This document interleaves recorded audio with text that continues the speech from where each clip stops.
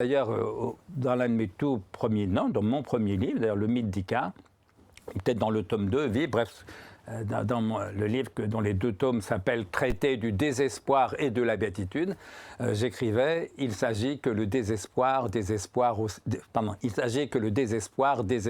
aussi de lui-même. Autrement dit quoi? Autrement dit, dès lors que tous nos espoirs sont voués à la déception, peut-être remonter un petit peu en amont pour vous dire comment je suis venu à penser ça. J'avais 25-26 ans, j'étais jeune prof de philo, et un matin je me réveille avec une phrase de Spinoza dans la tête: il n'y a pas d'espoir sans crainte, ni de crainte sans espoir. Phrase que j'avais citée souvent, que je connais, un élément fondamental du spinozisme.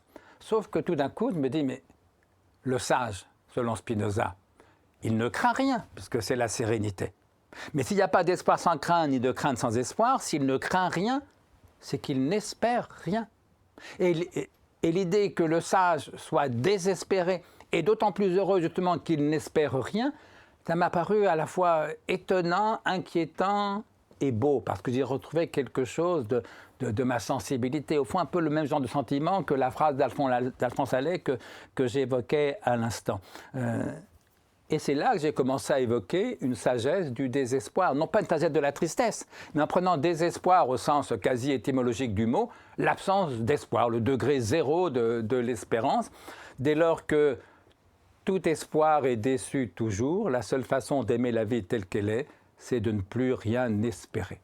Sauf que là encore, ça ne marche pas. Et c'est ça que j'ai appelé que le désespoir désespère de lui-même, parce qu'on ne peut pas ne rien espérer, puisqu'il n'y a pas de crainte sans espoir et que nous sommes pleins de peur. Et donc j'ai fini par comprendre que, bien loin de s'interdire d'espérer et donc d'avoir peur, il fallait accepter d'avoir peur et donc d'espérer.